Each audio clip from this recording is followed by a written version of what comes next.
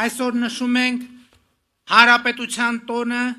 որը կապված է մեր հազարամյա պատմության մի հիրավի շրջադարձային իրադարձության, առաջին հանրապետության հիմնադրման հետ։ Սարդարապատի հերոսամարտով առարկայացած առաջին հանրապետությունը երկար կյանք չունեցավ։ Նրա գոյությունը տևեց ընդամենը 2 տարի, մի քանի ամիս։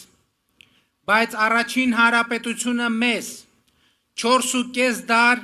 պետականազուրկ եղած ազգից կրկին վերածեց պետականակերտ ժողովրդի եւ մեր պատմության մեջ առաջին անգամ նախանշվեց մի պետական համակարգ, հանրապետություն, որտեղ իշխանության տերը Հայաստանի ժողովուրդն է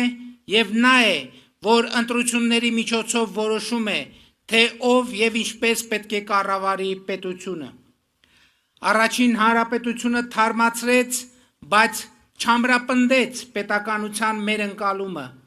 սերմանեց, բայց չարմատավորեց ժողովրդապետությունն ու ազատությունը մեզանում, որովհետև դրա ժամանակը չունեցավ։ Իսկ խորհրդային միության գոյության գրեթե ողջ ընթացքում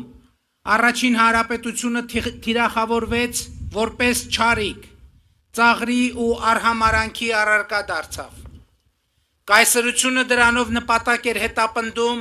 ոչնչացնել անկախ պետության այն ծիլերը, որ մեր գիտակցության մեջ կարող էր վերընձյուղած լինել առաջին հանրապետությունը։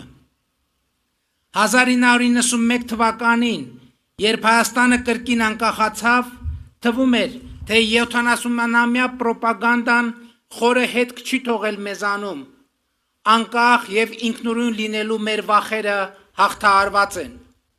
Բայց հիմա արդեն երրորդ հանրապետության պատմության հետայած վերլուծությունը ակնհայտ է դարձնում, որ պետականության նկատմամբ կամահրանքը, ինքնիշխանությունից ու ինքնուրույնությունից մեր վախերը լիարժեք հաղթահարված չեն։ Պատմությունն ու աշխարհը մենք շարունակում ենք հաճախ ընկալել այն բանաձևերով, որ ԽՍՀՄ կայսերական քարոզչությունը հետևողականորեն սերմանել է մեզանում։ Այս է պատճառը, որ համոզված եմ, մեր պետության ու մեր ինքնության հարատևությունը ապահովելու համար առաջին հերթին հենց սա պետք է հաղթահարենք, ինչի արդյունքում կկարողանանք արձանագրել եւ մարսել մի քանի առանցքային իրողություն։